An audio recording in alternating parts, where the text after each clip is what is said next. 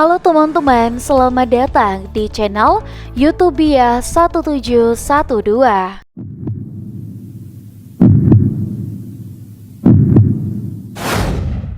Presenter Ruben Onsu dibawa ke rumah sakit karena kondisi kesehatan yang menurun, sempat diduga karena kelelahan. Ruben ternyata terindikasi melemah karena sindrom Emptyseella atau Emptyseella syndrome. Sindrom itu mungkin kurang dikenal oleh banyak orang.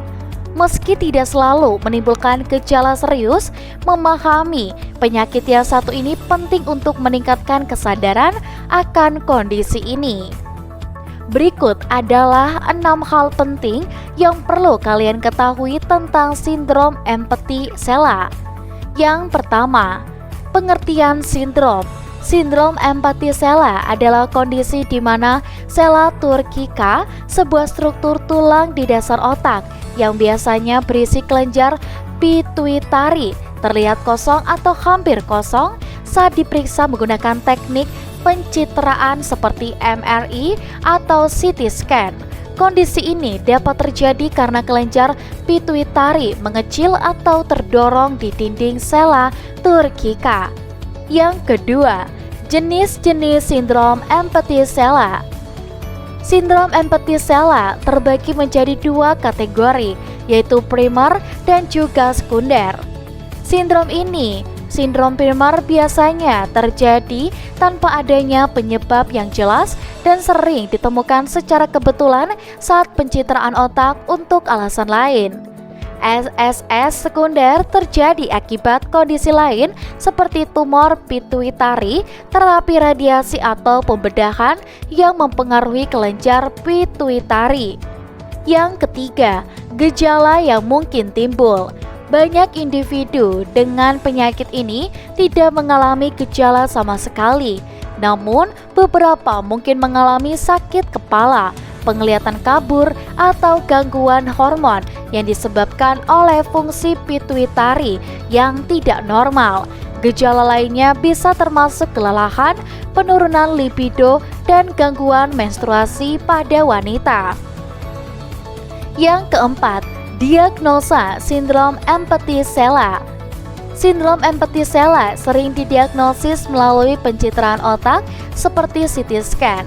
Pemeriksaan ini dilakukan untuk mengevaluasi sela turcica dan melihat apakah kelenjar pituitari berada dalam ukuran dan posisi normal, dan dokter juga mungkin memeriksa kadar hormon dalam darah untuk memastikan fungsi pituitari. Yang kelima, pengobatan. Pengobatan untuk sindrom yang satu ini tergantung pada gejala yang dialami. Jika sindrom ini tidak menimbulkan gejala, biasanya tidak diperlukan pengobatan khusus. Namun, jika ada gangguan hormon, terapi hormon mungkin diperlukan. Dalam kasus sakit kepala atau gangguan penglihatan, perawatan simptomatik mungkin diberikan. Yang keenam, prognosis dan komplikasi. Banyak orang dengan sindrom ini dapat menjalani kehidupan normal tanpa komplikasi serius. Namun, penting untuk melakukan pemantauan rutin terhadap fungsi pituitari, terutama jika ada gejala atau kondisi medis yang lainnya yang juga menyertai. Pada kasus yang jarang, sindrom ini dapat menyebabkan komplikasi seperti kebocoran cairan dan juga dari cairan cerebrospinal. Sindrom Emptyseella mungkin jarang didengar, tetapi memahami kondisi ini dapat membantu mengenali gejala dan mencari perawatan medis yang tepat. Jika Anda atau orang yang Anda kenal memiliki gejala yang mencurigakan, konsultasikan dengan dokter untuk evaluasi lebih lanjut.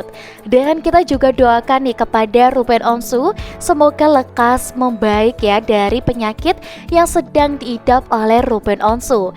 Dan untuk teman-teman di rumah, kalian jangan lupa nih untuk like dan juga subscribe, dan nantikan selalu update berita terbaru yang lainnya. Sampai jumpa.